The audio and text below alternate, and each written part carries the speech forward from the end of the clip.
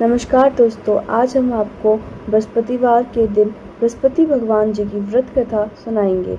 चलिए बृहस्पति भगवान की व्रत कथा प्रारंभ करते हैं।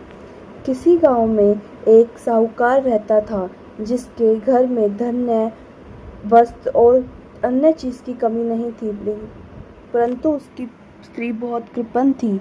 किसी भी साधु या महात्मा को कुछ भी दान नहीं देती थी। दिन भर कामकाज में लगी रहती थी। एक समय एक साधु महात्मा बृहस्पतिवार के दिन उसके द्वार पर आए और भिक्षा मांगने लगे। लेकिन उस समय स्त्री घर का काम कर रही थी, तो साधु महाराज से कहने लगी, महाराज, इस समय तो मैं घर लीप रही हूँ, आप कुछ दिन बाद आइए, फिर मैं अवकाश से तुम्हें भिक्षा दूंगी। तो वहाँ से साधु खाली हाथ चले गए। कुछ दिनों बाद साधु महाराज वहाँ फिर आए। तब वह स्त्री लड़के को खाना खिला रही थी। तब महाराज से फिर से बोली, मैं क्या करूँ, मुझे अवकाश नहीं है, इसलिए मैं आपको भिक्षा नहीं दे सकती।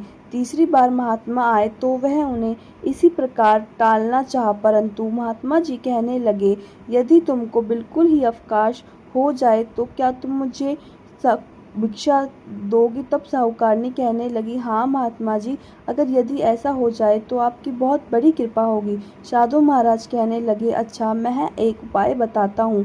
बृहस्पतिवार के दिन सूर्य उदय के बाद उठो और सारे घर में झाड़ू लगाकर सारा कूड़ा एक कोने में जमा कर दो और घर में चौका इत्यादि मत लगाओ। फिर स्नान करके घर वालों को कहो कि वह रोज हजामत अवश्य बनवाए। रसोई बनाकर चूल्हे के पीछे रखो और सारा काम सायंकाल के बाद ही घर में दीपक जलाओ।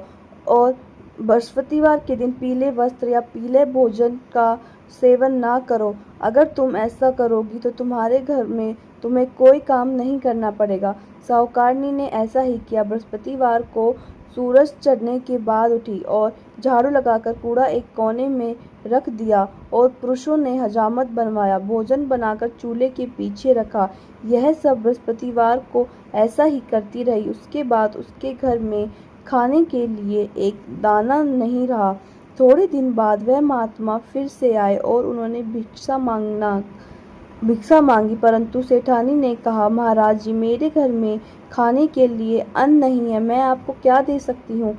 तब महाराज जी ने कहा, जब तुम्हारे पास सब कुछ था तुम तब भी मुझे कुछ नहीं दिया, और अब पूरा अवकाश है तब भी तुम मुझे कुछ नहीं दे रही हो, तुम क्या चाहती हो? तो वह कहने लगी, मैं आपके आगे हाथ जोड़कर विनती कर रही हूँ, आप मुझे ऐसा उपाय बताओ कि मेरा घर पहले जैसा हो जाए, तब मैं आपको भिक्षा अवश्य दूंगी।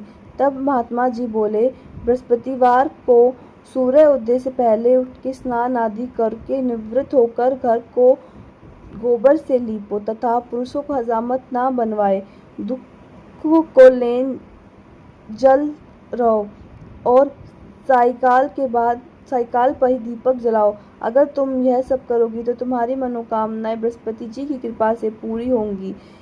उसने ऐसा ही किया। उसके घर में धन धान्य की कोई कमी नहीं, उसका घर पहले जैसा हो गया।